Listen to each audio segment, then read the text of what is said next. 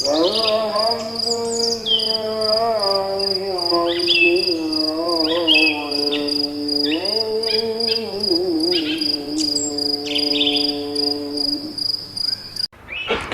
ini saya sedang merasakan asam lambung naik dan GERD. Nasihat terbaiknya pola makan hidup sehat agar bisa sembuh dengan izin Allah apa? Ya rutin, jadi makanan-makanan yang sifatnya bisa jadi memicu ya, tepung-tepungan, gula, minyak, ya di stop semua lah. Kemudian termasuk salah satunya adalah garam. Ya, kalau saya ya punya salah satu yang saya rekomendasikan adalah coba ketika misalkan ibu ini kan dia minum madu nih, dia minum madu sama jahe, nah kasih garam sedikit. Ya, garam itu juga bagus untuk bukan menetralkan, tapi memperbaiki enzim pada lambung kita. Reaksi enzimatisnya tubuh kita itu bisa dibantu sama garam tadi.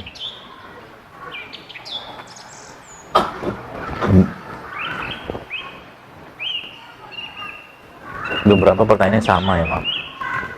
Ayah saya sakit darah tinggi, saat ini yang dilakukan kurangi garam, minum ekstrak seledri dan sudah turun 140, 980. Pertanyaannya sampai berapa lama minum itu? Kalau Anda tetap pengen minum, makan terus, saya kira mungkin dalam konteks dikurangi dosisnya dalam untuk maintain, nggak apa-apa, minum aja seledrinya ya, ekstrak seledri tadi ya.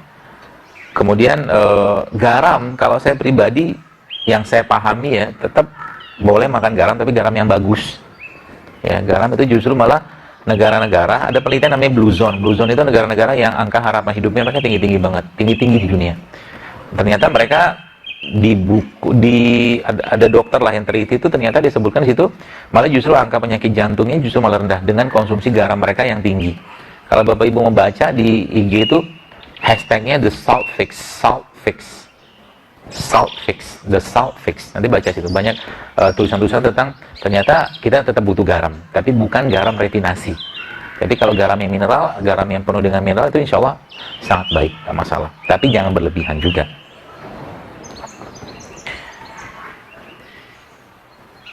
Minta solusi untuk masalah OCD, Obsessive Compulsive Disorder, terhadap kebersihan. Maksudnya apa ini ya? Belum tahu saya maksudnya apa. Benar nggak sih? Benar. Jus mix beetroot atau buah beet, wortel dan apel itu bagus untuk menyembuhkan benjolan atau kuman. Benar. Serius benar. Ya. Ditambahkan nanti kalau Anda punya atau mungkin biasakan minum rimpang. Rimpang itu kan coba lihat. Teman-teman kalau Anda lihat rimpang itu kan bentuknya nggak beraturan. Jahe gitu kan, coba lihat. Untuk jahe itu kan liar, nggak apa ya, nggak terstruktur kan.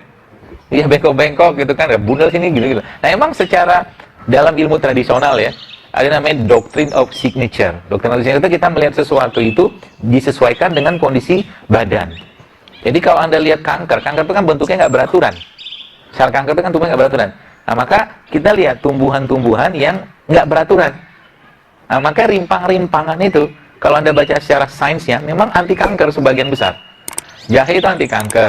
Temulawak apalagi, kunyit, Masya Allah kan. Itu saya bilang ilmu pengobatan sebenarnya gampang. Kita bicara tentang darah. Darah, Anda lihat darah itu warnanya merah jantung gitu kan. Maka Anda bayangkan ada misalkan ciptaan Allah apa yang warnanya merah? Ya, buah bit. Nah gitu lah. Buah naga, ya, macam-macam. Jadi sederhana sebenarnya. Cuman ya tadi kita perlu merenung, melihat tanda-tanda kebesaran Allah tadi. Apakah obat alami atau rimpang yang berkaitan dengan penyakit atau gejala usus buntu?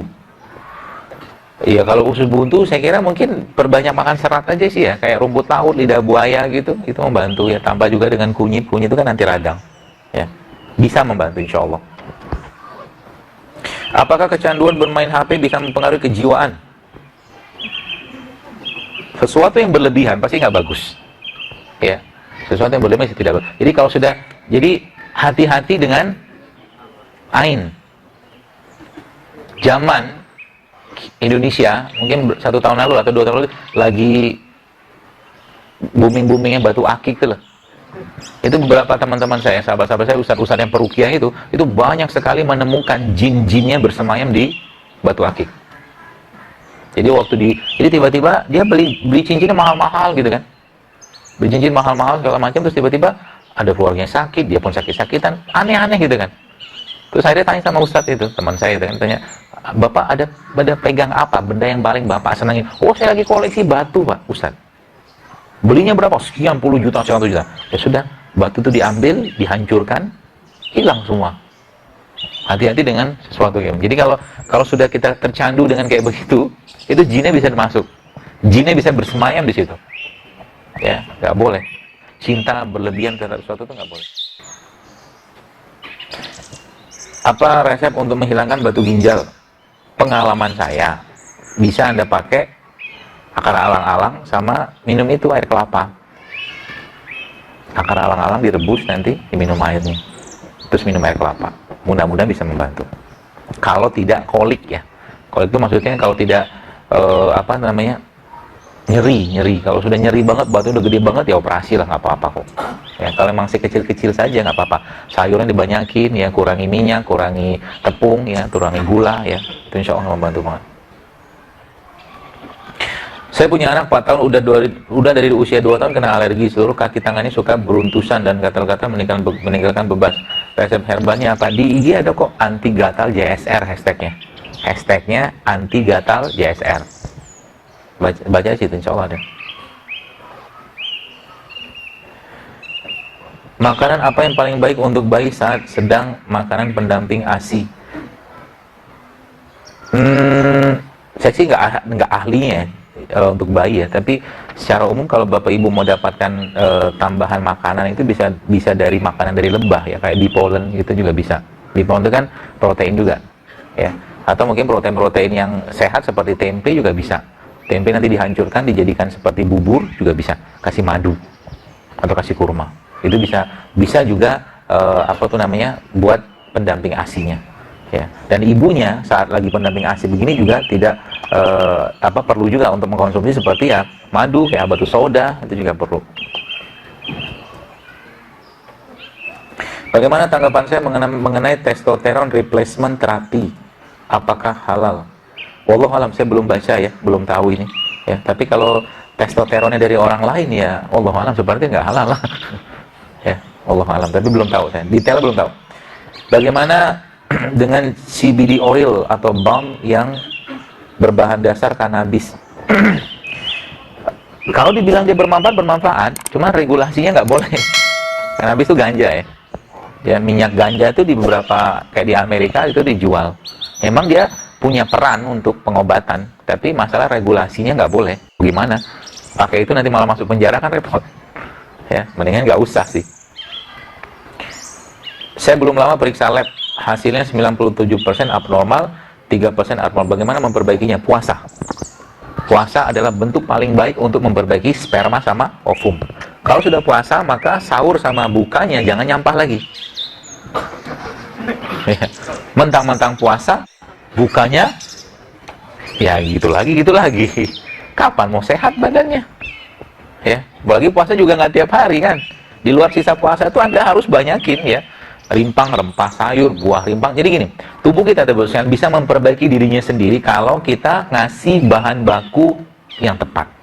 Bahan bakunya apa? Kalau saya punya bahasa itu produk ciptaan Allah gitu loh. Jadi rempah, rimpang, sayur, buah, salah 4-nya. Salah yang lain banyak.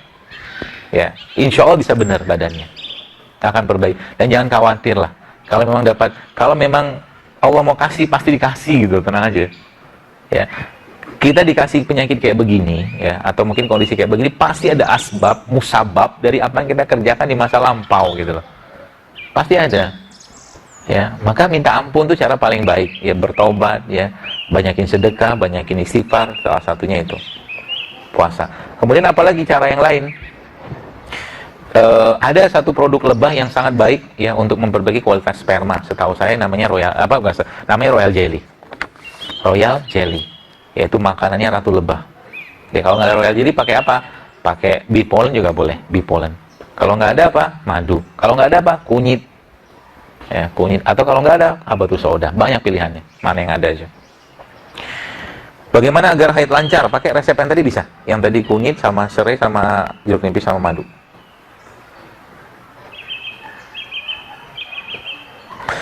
Januari lalu saya kena Bell palsy. Untuk menjaga kondisi badan supaya tidak drop atau terkena Bell palsy, sebaiknya konsumsi apa atau untuk sarafnya? Coba konsumsi itu ya, rempah-rempah yang sifatnya panas, kayak cengkeh, ya, kayu manis, kemudian jahe. Nah, coba itu bisa dijadikan pilihan salah satu. Kemudian kalau ada chia seed juga boleh pakai chia seed.